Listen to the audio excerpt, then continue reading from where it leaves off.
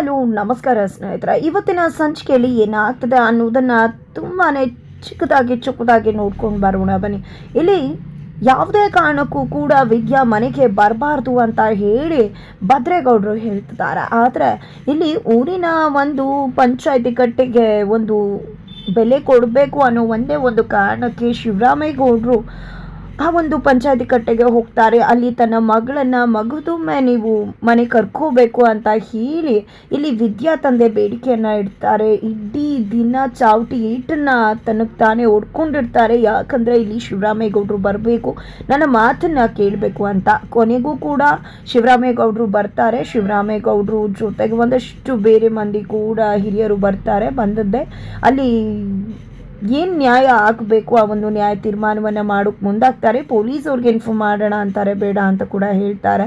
ನಂತರ ಇಲ್ಲಿ ದಯವಿಟ್ಟು ನನ್ನ ಮಗಳನ್ನು ನಿಮ್ಮ ಮನೆಗೆ ಕರ್ಕೊಂಡು ಸೇರಿಸ್ಕೊಳ್ಳಿ, ದಯವಿಟ್ಟು ಅವಳನ್ನು ಕ್ಷಮಿಸಿ ಅಂತ ಹೇಳಿ ವಿದ್ಯಾ ತಂದೆ ಅಂಗಲಾಚಿ ಕೇಳ್ಕೊತಿದ್ದಾರೆ. ಆದರೆ ನಾವು ಅವಳನ್ನು ಮನೆಗೆ ಮತ್ತೆ ಸೇರಿಸ್ಕೋಬೇಕು ಅಂದರೆ ಒಂದು ಕಂಡೀಷನ್ ಇದೆ ಅಂತ ಒಂದು ದೊಡ್ಡ ಕಂಡೀಷನ್ನೇ ಹಾಕಲಿಕ್ಕೆ ಶಿವರಾಮೇಗೌಡರು ಮುಂದಾಗ್ತಿದ್ದಾರೆ. ಆ ಒಂದು ಕಂಡೀಷನ್ ಏನೇ ಆದರೂ ಪರವಾಗಿಲ್ಲ, ನಾನು ಅದಕ್ಕೆ ಒಪ್ಕೋತೀನಿ ಅಂತ ವಿದ್ಯಾ ತಂದೆ ಹೇಳ್ತಾರೆ.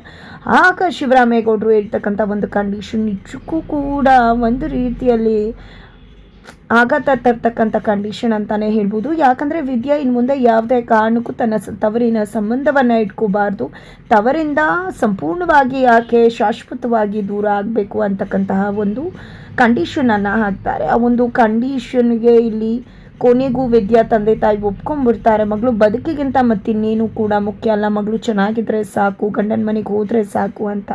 ನಂತರ ಮನೆಗೆ ಬಂದಾಗ ವಿದ್ಯಾ ನೀನು ನಿನ್ನ ಗಂಡನ ಮನೆಗೆ ಹೋಗ್ಬೋದಮ್ಮ ಅಂತ ಹೇಳ್ತಾರೆ. ಬಟ್ ಕಂಡೀಷನ್ ಏನು ಹೇಳುವುದಿಲ್ಲ. ನಂತರ ವಿದ್ಯಾ ಪ್ರಮಾಣ ಮಾಡಿಸ್ಕೊಂಡಾಗ ಕಂಡೀಷನ್ ಏನು ಅನ್ನೋದನ್ನು ಹೇಳ್ತಾರೆ. ಅದು ನಿಜವಾಗ್ಲೂ ವಿದ್ಯಾಗೂ ಕೂಡ ಆಘಾತವನ್ನು ತರಿಸುತ್ತೆ. ಇಲ್ಲಿ ಭದ್ರೇಗೌಡರ ಮನೆಯಲ್ಲಿ ಭದ್ರೇಗೌಡರ ಚಿಕ್ಕಪ್ಪ ಪಂಚಾಯತಿ ಕಟ್ಟೆಯಲ್ಲಿ ನ್ಯಾಯ ತೀರ್ಮಾನ ಆಗಿದೆ, ವಿದ್ಯಾ ಮತ್ತೆ ಮನೆಗೆ ಬರ್ತಿದ್ದಾಳೆ ಅಂತ ಹೇಳ್ತಾರೆ.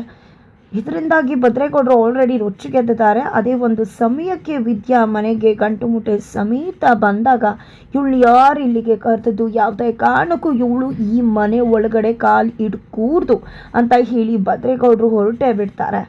ಇವಳು ಈ ಮನೆಯಲ್ಲಿ ಕೆಲಸದವಳಾಗಲಿ ಯಾವುದೋ ಒಂದು ಮೂಲೆಯಲ್ಲಿ ಬಿದ್ದಿರಲಿ, ಇನ್ನು ಇವಳಿಗೆ ಸ್ಥಾನಮಾನ ಈ ಮನೆಯಲ್ಲ ಶೆಡ್ಡಲ್ಲಿ ಅಂತ ಇಲ್ಲಿ ಭದ್ರೇಗೌಡರ ಚಿಕ್ಕವ ಹೇಳ್ತಾರೆ. ಕೊನೆಗೂ ವಿದ್ಯಾ ಮನೆಗೆ ಬಂದ್ಲು, ಆದರೆ ಮನೆ ಒಳಗಡೆ ಕಾಲಿಡ್ಲಿಕ್ಕಾಗಲಿಲ್ಲ.